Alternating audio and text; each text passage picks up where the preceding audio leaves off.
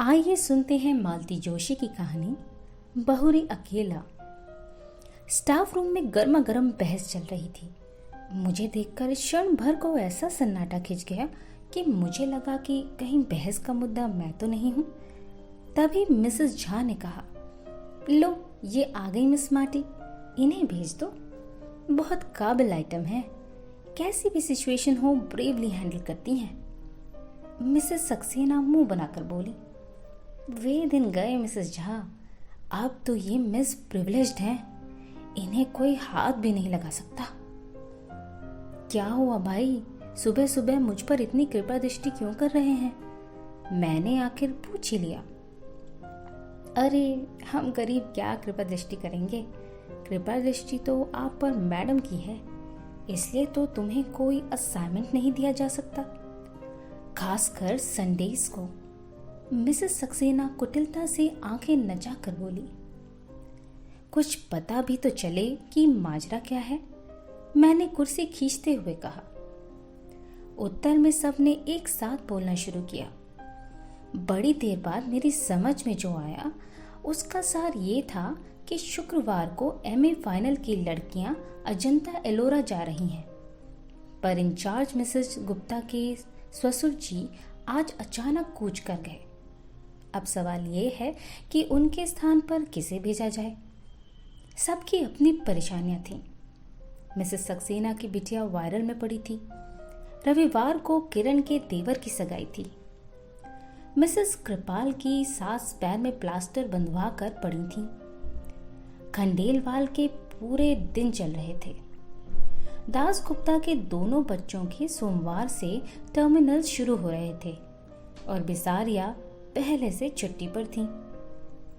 Staff में 2-3 अति बुजुर्ग सदस्य थीं, जिन्हें इस मिशन पर भेजना बेकार था। एक मुझे याद आया, विभा तो जा रही है ना, या उसके यहाँ भी कोई प्रॉब्लम है? विभा तो जा रही है, पर वो तो खुद बच्ची है, लड़कियों को क्या संभालेगी? कोई जिम्मेदार व्यक्ति भी साथ होना चाहिए, और तुम्हें कोई हाथ नहीं लगा सकता। मैडम की चहेती जो हो, उनकी सख्त हिदायत है कि अंजू शर्मा को छुट्टी के दिन कोई काम न सौंपा जाए। देर से शादी करने का यही तो फायदा है, सबकी सिंपैथी मिल जाती है। मैं चकित सी देखती रह गई। ये सब कि सब मेरी कुलीग्स थीं, सालों से हम साथ काम कर रहे थे, हमेशा कैसी शहद घुली बातें करती हैं। आज पता चला कि सबके मन में कितना जहर भरा हुआ है। उन सबके पास व्यवस्थाओं की एक लंबी लिस्ट थी। एक मैं ही फालतू नजर आ रही थी, पर उनके शब्द में प्रिविलेज्ड थी, इसलिए सबकी जुबान पर जैसे कांटे हो गए थे। भला हो मिसेस देशपांडे का, मेरा पक्ष लेते हुए बोली, अभी तक तो ये बेचारी सारी बेगार ढो रही थी, अब इसके साथ मैडम थोड़ी सिंपैथेटिक हो गई हैं तो तुम लोगों को जलन हो रही है। अरे ये तो सोचो कि इतनी देर से उसने शादी की है, पति भी साथ नहीं रहते, एक छुट्टी के दिन ही मेल मुलाकात हो पाती है, वो भी तुम लोगों से देखा नहीं जाता। उनकी बुजुर्गियात का ख्याल करके सब चुप हो गई, पर सबके चेहरे पर यह भाव था कि इसने देर से शादी की है तो इसका खामियाजा हम क्यों भुगते। मिसेस सक्सेना से तो आखिर रहा नहीं गया। बोली, आंटी अब साल भर तो हो गया, इतना तो कोई नई नवेली बहू को भी नहीं सहेजता। मेरा तो जैसे खून खौल गया। आप लोग यही चाहती हैं कि इस बार मैं लड़कियों के साथ जाऊं तो चली जाऊंगी, इसके लिए इतने तानों उल्हानों की क्या जरूरत है? और मिस्टर हबी, उनका क्या होगा? उसकी चिंता आपको क्यों हो रही है? That is my problem. उसी तैश में मैं मैडम के कमरे में चली गई और कह दिया कि मिसेस गुप्ता के न आने से कोई परेशानी हो रही हो तो मैं तैयार हूँ। वे कुछ देर तक मुझे देखती रही, फिर बोली, it is very sporting of you. दरअसल मैं तुम्हें बुलाने की सोच ही रही थी। अकेली विभा पर तो भरोसा नहीं किया जा सकता ना, तो आप इतना संकोच क्यों करती हैं ma'am? You are the boss, आप जिसे कहेंगे उसे जाना ही पड़ेगा। आप नहीं जानती आपके इस सौजन्य का लोग कितना गलत अर्थ निकालते हैं। आई डोंट केयर, मैं तो सिर्फ शर्मा जी के बारे में सोच रही थी। मैं 4-5 बार उन्हें बतला चुकी हूँ कि वे मिस्टर कश्यप हैं, शर्मा नहीं, पर उन्हें याद ही नहीं रहता। अब तो मैंने टोकना भी छोड़ दिया है। इसीलिए उनके सुर में सुर मिलाकर कहा, आप शर्मा जी की चिंता ना करें, मैं उन्हें फोन कर दूंगी। वे भी सरकारी नौकर हैं, ड्यूटी का मतलब समझते हैं। Okay and good luck to you. घर लौटते समय बहुत हल्का महसूस कर रही थी। मेरे प्रस्ताव के बाद मैडम के चेहरे पर जो राहत के भाव उभरे थे, उनसे बड़ी संतुष्टि मिली थी। पर ईमानदारी की बात यह थी कि उनसे भी ज्यादा राहत का एहसास मुझे हो रहा था। पिछले 2 हफ्ते श्रीमान जी नहीं आए थे। आखिरी बार जिस मूड में यहाँ से गए थे, लगता था इस बार भी नहीं आएंगे। 2 रविवार लगातार मैं पड़ोसियों की प्यार भरी पूछताछ से तंग आ गई थी। इस हफ्ते फिर वही सब दोहराना संकट लग रहा था। शायद इसलिए आगे बढ़कर मैंने ये जिम्मेदारी ले ली थी। मुझे एक बहाना चाहिए था, सो मिल गया। कभी कभी लगता है मैंने नाहक शादी की। जिंदगी अच्छी भली गुजर रही थी, ना कोई टेंशन था, ना पछतावा। बस एक शादी की चिंता थी जो मुझसे ज्यादा मेरे भाइयों को खाई जा रही थी। अपनी भरी पूरी गृहस्थियों के बीच बेचारे एक अपराध बोध के साथ जी रहे थे। बड़े भैया की पिंकी के बीए कर लेने के बाद तो सब के सब जैसे एकदम व्यग्र हो उठे। कम से कम उसकी शादी से पहले मेरी हो जाना लाजमी था। वो श्रीमान कश्यप को घेरा गया। 10 और 12 साल के 2 बच्चों के बाप से शादी करना मेरे लिए कोई रोमांचक नहीं था, पर भाई आश्वस्त थे कि मुझे अपना एक घर मिल गया है। पर उस घर से जुड़ कहाँ पाई, किसी ने मौका ही नहीं दिया। शादी के बाद 4-5 दिन रही थी। बाद में दीपावली पर लक्ष्मी पूजन के लिए गई थी बस। छुट्टियों में वे मुझे 1 आध महीना घुमा ले गए थे। 1 महीना मुझे भाइयों के पास रहने के लिए कह दिया था। भाइयों के पास तो हर छुट्टी में जाती थी, पर इस बार का अनुभव नया था। पीहर आई बहन बेटी का स्वागत सत्कार, लाड दुलार पहली बार ही पाया था। शादी के बाद भी मैं उसी घर में बनी रही, पर हाँ, मिस्टर कश्यप को जरूर एक अतिरिक्त घर मिल गया था। उनकी सारी छुट्टियां यहीं गुजरती। केंद्र सरकार की नौकरी थी। शनिवार रविवार छुट्टी होती। भोपाल से शुक्रवार को इंटरसिटी से आते हैं और सोमवार की सुबह उसी ट्रेन से लौट जाते हैं। साल भर से मेरा दाम्पत्य जीवन इसी साप्ताहिक तर्ज पर चल रहा था। उस रविवार की रात को भी वे घड़ी में अलार्म भर रहे थे कि मैंने कहा, सुबह चले जाएंगे? जाना तो पड़ेगा ही, कल सोमवार है, भूल गई क्या? सोमवार को कैसे भूल सकती हूँ, मुझे भी तो कॉलेज जाना है। पर मुझे भी याद आ रहा है, क्या कल शाम मैंने कुछ लोगों को खाने पर बुला लिया था। कल क्यों, आज ही बुला लेती ना। यूं ही बुलाना अच्छा नहीं लगता, कोई मौका भी तो हो। तो कल क्या है? आपकी याददाश्त तो इतनी अच्छी है, आपको यहाँ बैठकर भी अपने बच्चों के ही नहीं, भांजे भतीजे मामा मौसियों के जन्मदिन याद आ जाते हैं। कल तुम्हारा जन्मदिन है? नहीं, मेरा जन्मदिन तो कब से आकर चला गया। जिन्हें याद था उन्होंने मना भी लिया। इसके लिए मुझे 100 बहाने गढ़ने पड़े। एक साड़ी अपनी ओर से खरीदकर आपके उपहार के तौर पर पेश करनी पड़ी। मेरा जन्मदिन आपको याद नहीं रहा, कोई बात नहीं, पर कल की तारीख तो आपको याद रखनी चाहिए, या कि उसका भी आपके निकट कोई महत्व नहीं है। न चाहते हुए भी मेरी आवाज़ थोड़ी तल्ख हो गई थी। उन्होंने कैलेंडर की ओर नज़र डाली। ओह, कल 11 नवंबर है, मतलब अपनी शादी को 1 साल पूरा हो गया। धन्य भाग्य, आपको याद तो आया, पर आपने इस तरह मुंह क्यों लटका लिया? मैंने रुकने के लिए कहा ज़रूर है, पर कोई प्रॉब्लम हो तो रहने दीजिए। सेलिब्रेशन का मूड अगर है तो मैं साथ चलती हूँ, नहीं तो उसकी भी कोई ज़रूरत नहीं है। तुम चलना चाहो तो ज़रूर चलो, उन्होंने कहा, पर स्वर में कोई आग्रह नहीं था। सेलिब्रेशन का तो ऐसा है कि बच्चों की परीक्षाएं चल रही हैं। मंगलवार को रौनक का गणित का पेपर है, इसलिए मेरा कल जाना ज़रूरी है। सेलिब्रेशन से मेरा मतलब किसी पार्टी से नहीं था। हम सब मिलकर बाहर खाना खा सकते थे या एक आध पिक्चर देख सकते थे। बच्चों की परीक्षाएं चल रही हैं तो कोई बात नहीं, हम लोग दिन भर साथ ही रह लेते। ये प्रस्ताव आपकी ओर से आता तो मैं उतने ही में खुश हो जाती, पर आपको तो याद ही नहीं था। आपको अम्मा जी के ठाकुर जी तक की याद रहती है।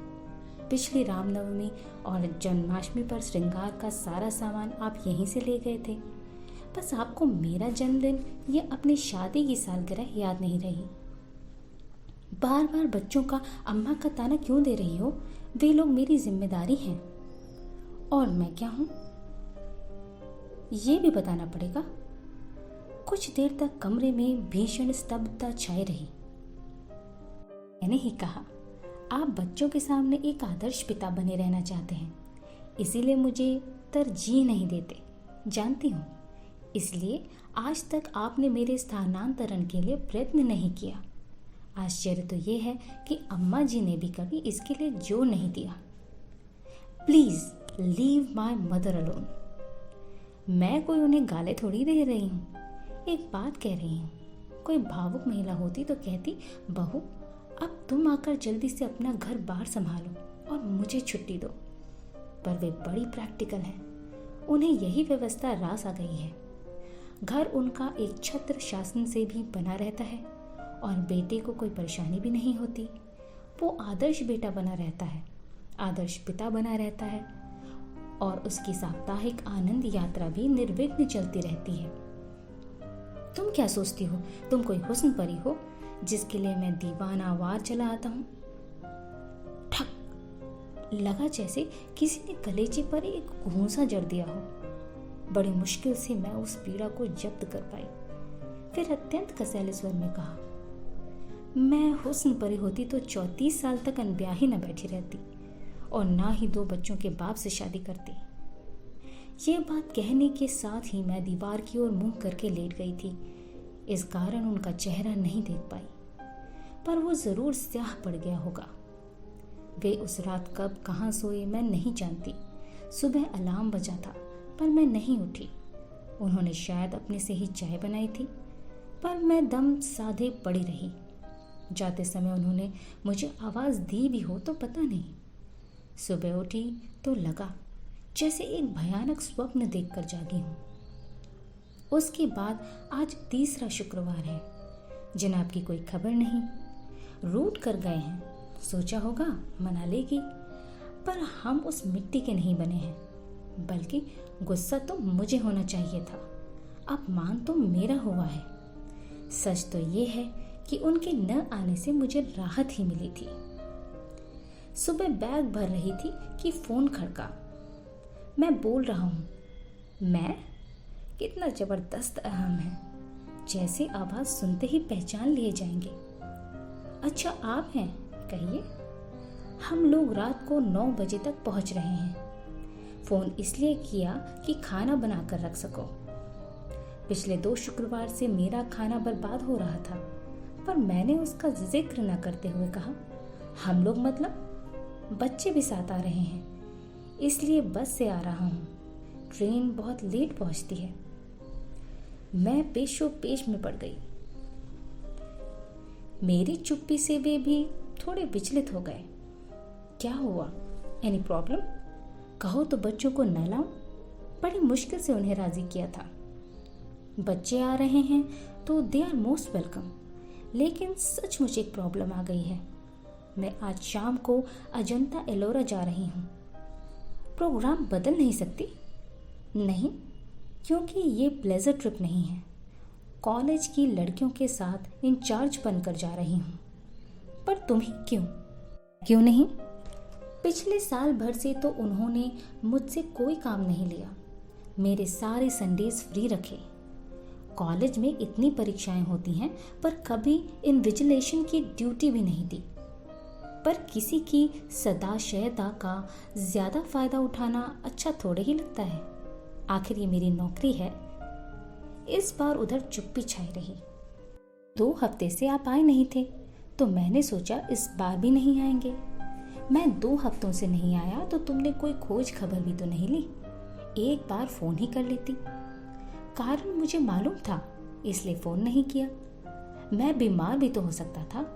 बीमार होते तो आप ही मुझे फोन करते। आप तो नाराज थे। मैं तो आज भी आपको एक्सपेक्ट नहीं कर रही थी। शायद अम्मा जी ने, हर बार अम्मा को बीच में क्यों ले आती हो? बहुत श्रद्धालु अंतःकरण से कह रही हूँ कि शायद अम्मा जी ने ही समझाया होगा कि कमाऊ बीवी से बनाकर चलना चाहिए। उधर से फोन पटकने की आवाज आई। मैंने भी परवाह नहीं की। अगर आप कड़वी बात कहते हो तो सुनने का भी हौसला रखो। जब सुन नहीं सकते तो कहते क्यों हो? कॉलेज से लौटते हुए अचानक ख्याल आया कि सफर के लिए कुछ जरूरी चीजें ले लूं। घर की ओर मुड़ने की बजाय मैं बाजार की ओर मुड़ गई। वो शायद मेरी होनी ही थी जिसने मुझे इस बात के लिए प्रेरित किया था, क्योंकि उस ओर मुड़ते ही एक स्कूल बस मेरे सामने आ गई।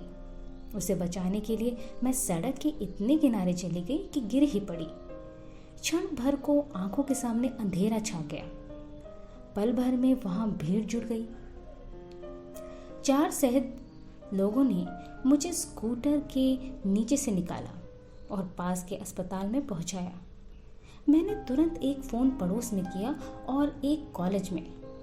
नीतू और उसकी मम्मी फौरन दौड़ी चली आई और पूरे समय मेरे साथ बनी रही। कॉलेज में फोन करने का मेरा उद्देश्य सिर्फ ये था कि वे लोग मेरे भरोसे ना रहें, पर खबर मिलते ही प्रिंसिपल मैडम भी 2-3 लोगों के साथ आ गई और जाते समय अपनी कार वहीं छोड़ गई।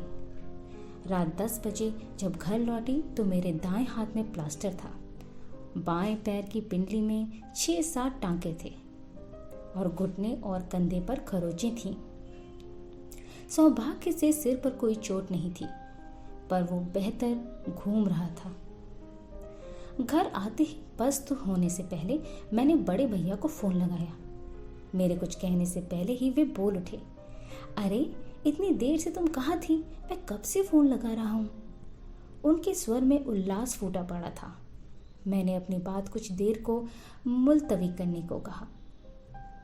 थोड़ा बाजार तक गई थी, पर आप मुझे क्यों ढूंढ रहे थे? अरे वो बीकानेर वाले पिंकी को देखकर गए थे ना, उनके यहाँ से हाँ आ गई है। अरे वाह, बधाई। लड़का 3 महीने के लिए जापान जा रहा है, इसलिए माँ के साथ एक बार मिलने आ रहा है। मेरी इच्छा थी कल तुम दोनों भी आ जाते तो लड़के को देख लेते। दरअसल क्या है भैया कि मैं कॉलेज के साथ टूर पर जा रही थी, तो इन्हें आने के लिए मना कर दिया था। रही हो, आज ही जाना था, पर पता नहीं कैसे स्कूटर से गिर पड़ी। पट्टी वगैरह करवा कर अभी लौटी हूँ। ज्यादा चोट तो नहीं आई? चोट तो ज्यादा नहीं है, पर आना जरा मुश्किल लग रहा है। खैर कोई बात नहीं, टेक केयर। इन लोगों से निपट लूं फिर आता हूँ। नीतू मुझे देखती रह गई। ये क्या, आपने ठीक से बताया क्यों नहीं? वे बिटिया का रिश्ता तय कर रहे हैं।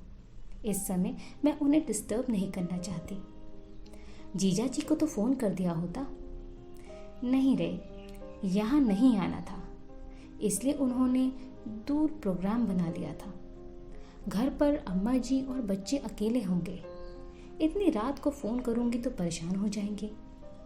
जीजा जी के पास मोबाइल नहीं है, यही तो सोच रही हूँ। इस जन्मदिन पर उन्हें प्रेजेंट ही कर दूंगी। बहुत परेशानी होती है। अच्छा नीतू, आज की रात तुम मेरे पास रह जाओगी, कल से मैं बसंती को बोल दूंगी। कैसी बात कर रही हैं? आज तो मुझे रहना ही है। आपने घर पर खबर की भी होती तो सुबह से पहले कोई आता थोड़े ही। वो रात बहुत मुश्किल से कटी। उपचार के समय उन्होंने जरूर कोई निश्चेतक दवा दी होगी, जिसका असर धीरे धीरे कम हो रहा था और दर्द अपना अस्तित्व जताने लगा था। यूं तो दर्द निवारक गोलियां भी दी गई थीं, पर उन्हें कारगर होने में थोड़ा समय लगता है। घर का कोई साथ में होता तो मैं उसे सारी रात सोने नहीं देती, पर पराई लड़की को परेशान कैसे करती? तो सहनशीलता का नाटक करना ही पड़ा। दर्द के घूंट पीते हुए मैं बार बार उस व्यक्ति को कोस रही थी। मिस्टर कश्यप, आपने साल भर में कोई और तोहफा तो नहीं दिया, पर शायद बद्दुआएं दिल खोल कर दी हैं, उसी को भुगत रही हूँ। नहीं तो 10 साल से गाड़ी चला रही हूँ, कभी एक खरोच भी नहीं आई। बमुश्किल तमाम रात के तीसरे पहर थोड़ी सी आंख लगी, पर नीतू ने 7 बजे ही चाय के लिए जगा दिया। उसका कहना भी ठीक था। बोली, आप हाथ मुंह धोकर तैयार हो जाइए, अड़ोस पड़ोस में खबर लगते ही आने वालों का तांता शुरू हो जाएगा, आप परेशान हो जाएंगी। फिर उसी ने मेरे मुंह हाथ धुलवाए, बाल ठीक किए, उसी की मदद से मैंने कपड़े बदले। फिर उसने मेरे हाथ में कॉर्डलेस थमाकर मुझे सोफे पर लाकर बिठा दिया। आसपास तकिए लगाकर ऐसी व्यवस्था कर दी कि मैं अब लेटी रह सकूं। बोली कि हर किसी को बेडरूम तक लाना ठीक नहीं लगता। उसका तर्क ठीक था, और जैसा कि उसने कहा था, 8 बजे से आने वालों का सिलसिला जो शुरू हुआ 10 साढ़े 10 तक चलता ही रहा। बेचारी नीतू नहाने धोने घर भी न जा सकी। 11 बजे मैंने उसे जबरदस्ती घर भेजा। कहा कि दरवाजे में चेन लगा दो, आने वाला अपने आप खोल लेगा। नीतू को गए मुश्किल से 10 मिनट ही हुए होंगे कि दरवाजा अपने आप खुल गया। मैं तो चकित थी कि न दस्तक न घंटी, ऐसे अचानक कौन आ गया। पर जब आगंतुक को देखा तो देखती रह गई। कमर पर दोनों हाथ रखे दरवाजे पर खड़े होकर श्रीमान मुझे घूर रहे थे। उस दृष्टि में रोष था, उपालंब था, उपहास था और शायद तिरस्कार भी। I knew it, मुझे मालूम था तुम्हें कहीं आना जाना नहीं था, सिर्फ मुझे टालने के लिए बहाना बनाया गया था। I was that sure। वे जिस तरह मुझे घूर रहे थे, मैं भी एकटक उन्हें देख रही थी। मेरी आंखों में उपालंब की मात्रा शायद ज्यादा गहरी थी, क्योंकि थोड़ी देर बाद उन्होंने अपनी नजरें फेर ली। उनकी नजरें हटते ही मैंने कॉर्डलेस पर पड़ोस का नंबर मिलाया। सॉरी नीतू डार्लिंग, तो मैं फिर से कष्ट दे रही हूँ, पर क्या है कि तुम्हारे जीजा जी आ गए हैं, एक कप चाय बना कर दे जाओगी तो अच्छा रहेगा। मेरे लिए पड़ोसियों को कष्ट देने की कोई जरूरत नहीं है, उन्होंने कसैले स्वर में कहा। अब वे दरवाजा छोड़कर सामने कुर्सी पर बैठ गए थे। अगर घर में चाय बनने में कोई प्रॉब्लम है तो मैं बाहर पी सकता हूँ, वैसे भी मैं यहाँ रुकने वाला नहीं हूँ, सिर्फ देखने चला आया था। मैं भी उन्हें चाय पिलाने के लिए बहुत व्यग्र नहीं थी, बस चाहती थी कि इस समय हम दोनों के बीच में कोई तीसरा आकर बैठ जाए। मुझे पता था कि जीजा जी का नाम सुनते ही नीतू दौड़ी चली आएगी, और वही हुआ। 5 मिनट में नीतू 2 कप चाय लेकर हाजिर हो गई। हाय जीजा जी, नीतू ने चहक कर स्वागत किया और हुलस कर पूछा, आपको कैसे पता चला? दीदी तो फोन ही नहीं कर रही थी। पता करने वाले पता कर ही लेते हैं, इन्होंने कुटिल मुस्कान के साथ कहा। बेचारी नीतू इनका मंतव्य समझ नहीं पाई, अपने ही रौ में बोली, मम्मी यही तो कह रही थी कि दिल से दिल को राह होती है, फोन करने की क्या जरूरत है। फिर इन्हें चाय पकड़ाते हुए मुझसे बोली, दीदी अब आप भी उठकर जरा सी चाय पी लो, सुबह से बोल बोल कर दिमाग चकरा गया होगा। वो मुझे सहारा देकर उठाने लगी और इनके चेहरे का रंग बदलने लगा। मेरी अधलेटी मुद्रा को वे अनादर का प्रदर्शन समझ रहे थे। अब उन्हें कुछ कुछ समझ में आ रहा था। उठने की प्रक्रिया में जरा मेरा शॉल कंधे से खिसक गया तो प्लास्टर पर उनकी नजर पड़ी। अरे ये हाथ को क्या हो गया? गनीमत है कि सिर्फ हाथ ही टूटा है। आप खुशकिस्मत हैं जीजा जी कि ये सही सलामत बच गई, वरना क्या से क्या हो जाता। तुम्हें मैं सही सलामत नजर आ रही हूँ? अरे हाथ ही तो टूटा है। सब लोग कह रहे थे कि किस्मत वाली थी जो सड़क के किनारे गिरी, अगर बीच में गिरती तो सोचो क्या होता। उस कल्पना मात्र से ही मुझे झुरझुरी हो आई। मैंने नीतू से कहा, थोड़ी हेल्प कर देगी? तो भीतर जाकर थोड़ा लेट लूंगी।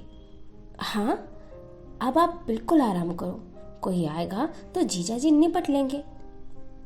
बिस्तर पर लेटते हुए मैंने कहा, बसंती को 2 दिन की छुट्टी दे दी थी। अगर किसी के हाथ खबर भिजवा दोगी तो वो आ जाएगी, 2 रोटी ही डाल जाएगी। बसंती को मैं खबर कर दूंगी, पर आप रोटी की इतनी चिंता क्यों कर रही हैं? हम लोग क्या इतना भी नहीं कर सकते? तुम ही लोग तो कर रहे हो, ये और होते किस लिए हैं? नीतू जब चली गई तो ये कमरे में आकर बोले, इतना सब हो गया तो क्या मुझे फोन नहीं कर सकती थी? मैंने एक क्षण उनकी ओर देखा और कहा, फोन कर भी देती तो क्या विश्वास कर लेते, या इसे भी एक बहाना समझते? वे चुप हो गए। फिर बड़ी देर तक मौन हम दोनों के बीच पसरा रहा। फिर कुछ देर बाद फोन बजा। मेरा कॉर्डलेस बाहर ही छूट गया था, इसलिए फोन इन्हें ही उठाना पड़ा। शायद बड़े भैया का था। मेरे हालचाल पूछ रहे थे। मैं जब तक उन्हें सावधान करती वे सब ब्यौरा दे चुके थे। फिर तो मेरी पेशी होनी ही थी। ये क्या कर बैठी तुम, और रात को मुझे बताया क्यों नहीं? मैं उसी समय चला आता। मुझे मालूम था, इसलिए नहीं बताया। आप आ भी जाते तो सुबह फिर मेहमानों के लिए भागना पड़ता। अब आपकी उम्र इतनी भागदौड़ करने की नहीं है। वैसे चिंता की कोई बात नहीं है, पड़ोसी बहुत अच्छे हैं और अब तो ये भी आ गए हैं। हाँ, अभी फोन कर उनकी आवाज़ सुनकर थोड़ा संतोष तो हुआ।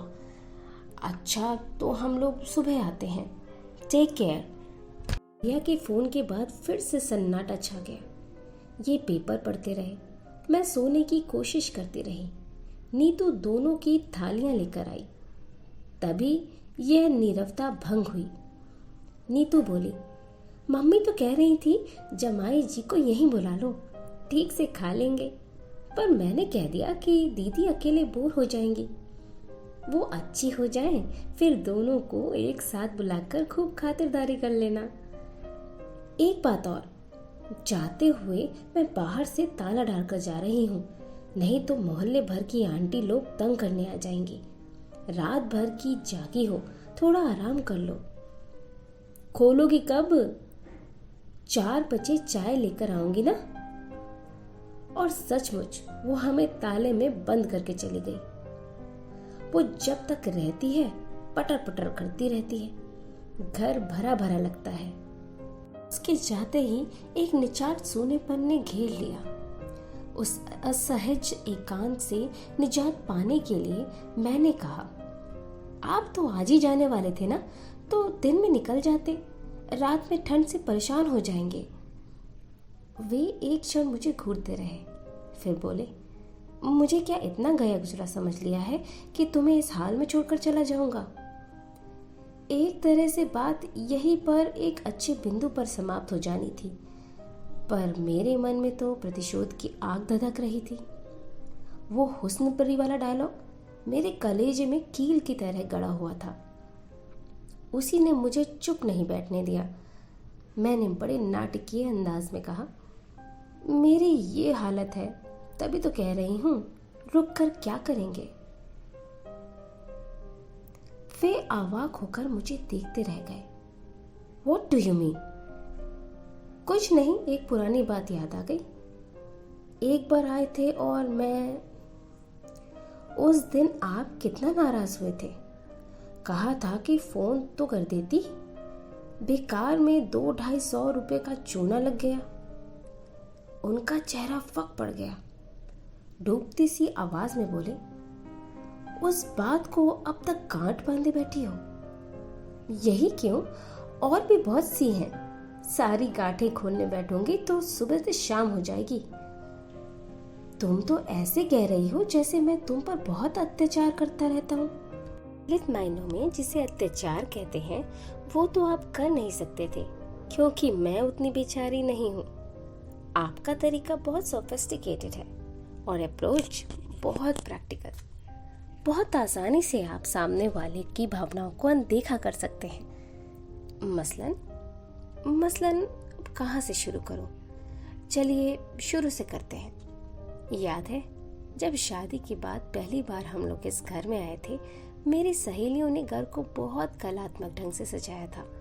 हमारा स्वागत भी बहुत शानदार हुआ था। हार, फूल, संगीत, उपहार, मिठाई और लोग इतने कि पैर रखने की जगह नहीं थी। उसके बाद जब हम अकेले हुए तो आपका प्रश्न था, फ्लैट तो बहुत सुंदर है, कितने का पड़ा? क्या मुझे ये पूछने का हक नहीं था? जरूर था, पर आपकी टाइमिंग गलत हो गई। उस निभृत एकांत की अवहेलना कर आप इंदौर और भोपाल की कीमतों की तुलना करते रहे। बातों बातों में आपने ये भी पूछ लिया कि मैंने लोन बैंक से उठाया था या जीपीएफ से लिया था, और ये भी कि किश्तें पड़ गई हैं या कि अभी बाकी हैं। मेरे ख्याल से मुझे ये भी पूछने का हक नहीं था। हक 100% है, पर ये विषय उस दिन के लिए नहीं था। मुझे मालूम है, मेरी शादी में मेरी नौकरी, मेरा वेतन, मेरा फ्लैट प्लस पॉइंट्स थे, पर वे ही अहम मुद्दा होकर रह जाएंगे और मैं गौण हो जाऊंगी, ये नहीं सोचा था। अगली बार आप जब आए तो आपने नॉमिनेशन के बारे में पूछा था। मैंने दोनों भाइयों के बेटों को फ्लैट और जीपीएफ के लिए नॉमिनेट किया हुआ था। आपने कहा कि अगर नामांकन बदलना है तो फुर्ती करनी होगी, नहीं तो बाद में बहुत परेशानी होती है। इसमें गलत क्या था? सरकारी दफ्तर में काम करता हूँ, रोज देखता हूँ कि लोग बाद में किस तरह परेशान होते हैं। मैं भी जानती हूँ, पर महीने भर पहले ब्याही और भविष्य के सपने रखती है, उसे वसीयत के बारे में सोचना जरा अच्छा नहीं लगता। बदली हुई परिस्थिति में शायद मैं खुद इस विषय में पहल करती, पर आपकी उतावली देखकर प्रतृष्णा हो आई। इसके बाद तो एक्सप्लॉयटेशन का एक अनवरत सिलसिला शुरू हो गया। मेरे टेलीफोन का बिल दुगना तिगुना आने लगा। सब लोग चिढ़ते कि रात रात भर मियाँ से बात करती होगी। उन्हें क्या पता था कि मियाँ ने घर पर बात करने के लिए एकदम मना किया हुआ है, और दफ्तर में बात करना मुझे अच्छा नहीं लगता। उन्हें कैसे बताती कि यहाँ आकर श्रीमान के सारे दोस्तों के, भाई भतीजों के जन्मदिन याद आ जाते हैं। सारे रिश्तेदारों की मिजाज पुरसी और मातम पुरसी यहीं से होती है। ये तो शायद तुम्हें भी पता होगा कि लॉन्ग डिस्टेंस कॉल्स संडेज को सस्ती पड़ती हैं, और अक्सर संडेज को मैं यहीं होता हूँ।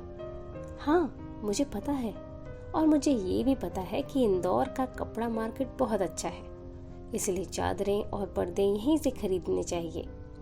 यहाँ की रेडीमेड गारमेंट्स की मंडी भी मशहूर है, इसलिए बच्चों के जन्मदिन के कपड़े यहीं से लेने चाहिए। यहाँ जब तक गर्म कपड़ों की सेल लगती है, इसलिए अम्मा जी के लिए शॉल और स्वेटर यहीं से जाएगा। इसके अलावा और भी फरमाइशी आइटम्स हैं, जैसे फरियाली सामान, नमकीन, राहुल के लिए कैमरा, एटलस, रीना के लिए बारबी का सेट, कलर बॉक्स वगैरह। और मुझे ये भी मालूम है कि आपके घर पर ये कभी बताया होगा कि फरमाइशें कौन पूरी कर रहा है। देखो, ज्यादा एहसान जताने की जरूरत नहीं है, हिसाब लगा कर रखना। अगली बार आऊंगा तो सब चुकता कर जाऊंगा। हिसाब करने की जरूरत नहीं है, क्योंकि ये सब मैंने अपने घर के लिए, अपने बच्चों के लिए किया था।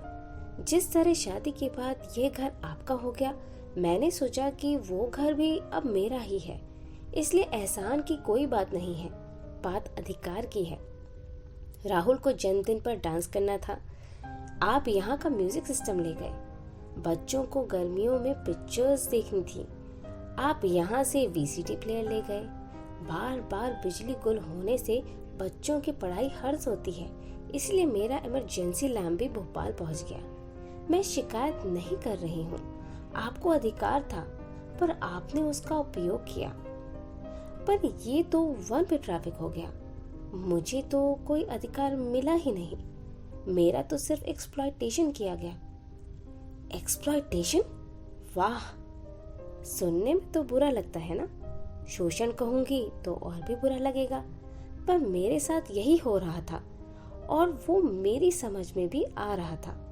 पर मैंने मन को बहला लिया था कि मैं घर की किश्तें चुका रही हूँ, घर जिसकी मुझे अरसे से तलाश थी, घर जो रिश्तों की मजबूत जमीन पर खड़ा हो, घर जो आपसी सामंजस्य और सद्भाव के सहारे टिका हो।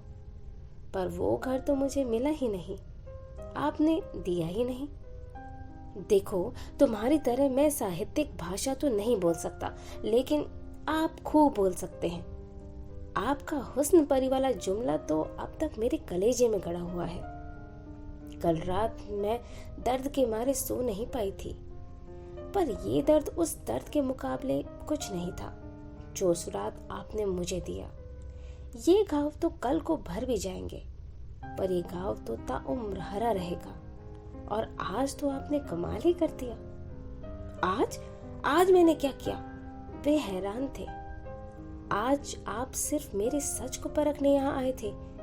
मान लो मैं चली ही गई होती तो आपकी क्या इज्जत रह जाती, या मेरी ही क्या इमेज बनती। आपकी तो ये दूसरी शादी है, इतना तो आप भी समझते होंगे। दाम्पत्य का आधार होता है विश्वास, और मिस्टर कश्यप, आपने उसे ही नकार दिया। फिर शेष क्या रहा? दरवाजा खटका। नीतू शायद चाय लेकर आई थी। हम दोनों अच्छे बच्चों की तरह चुपचाप बैठ गए। वैसे भी बोल बोलकर मैं इतना थक गई थी कि कुछ देर आंख बंद करके लेटने का जी जा रहा था, और चाय पीकर मैं सचमुच लेट गई। नीतू बोली, जीजा जी शाम को क्या खाना पसंद करेंगे, बताइए। व्यंग्यपूर्ण मुस्कुराहट के साथ ही बोले, मैं गरीब क्या बताऊंगा, अपनी दीदी से पूछो, गेस्ट ऑफ ऑनर तो वे हैं। और इतना कहकर वे बाथरूम में घुस गए। नीतू थोड़ी देर बैठी बतियाती रही, पर मेरी ओर से कोई प्रोत्साहन न पाकर चुपचाप उठकर चली गई। वे फ्रेश होकर आए और बोले, अच्छा तो मैं निकल रहा हूं। मैंने प्रश्नार्थक नजरों से उनकी ओर देखा। रतलाम वालों के आने तक रुकने का इरादा था, पर देखता हूं उसकी कोई खास जरूरत नहीं है। तुम्हारे अड़ोसी पड़ोसी बहुत अच्छे हैं, खूब अच्छी सेवा टहल कर रहे हैं। मेरी वजह से बल्कि असुविधा ही हो रही है। और हाँ, तुम्हारी सारी चीजें अगली बार ले आऊंगा, अगर आया तो, वरना किसी के हाथ भिजवा दूंगा। मैंने उठने का उपक्रम किया तो बोले, लेटी रहो, मेरे लिए फॉर्मेलिटीज करने की कोई जरूरत नहीं है। से भी आदर मान बहुत हो चुका है। सी ऑफ करने के लिए न सही, दरवाजा बंद करने के लिए तो उठना होगा। मैं लड़खड़ाते हुए उठ खड़ी हुई। लंगड़ाते हुए जब तक दरवाजे पर पहुंची, ये 2 मंजिल उतरकर बिल्डिंग के गेट तक पहुंच चुके थे। खिड़की से मैं उन्हें जाते हुए देखती रही। फिर मैंने बहुत मुश्किल से दरवाजा बंद किया। इतने से श्रम से मैं भी हाफ गई थी। देर तक बंद दरवाजे से पीठ लगाकर मैं निस्पंद सी खड़ी रही। सामने वो खिड़की थी जहां से मैंने उन्हें जाते हुए देखा था। मुझे लगा वे मेरे घर से ही नहीं, जीवन से भी चले गए हैं। अलविदा मिस्टर कश्यप, मैंने कहा। आज से मेरे घर का और मेरे मन का दोनों दरवाजे आपके लिए बंद हो चुके हैं। घर का दरवाजा तो शायद कभी मजबूरी में खोलना भी पड़ेगा, क्योंकि इस शादी को इतनी आसानी से मैं नकार नहीं सकती। इसके लिए मेरे भाइयों ने बहुत सारा श्रम और पैसा खर्च किया है, इसलिए इस शादी को तो मुझे ढोना ही पड़ेगा। पर मेरे मन का दरवाजा अब आपके लिए कभी नहीं खुलेगा, कभी नहीं।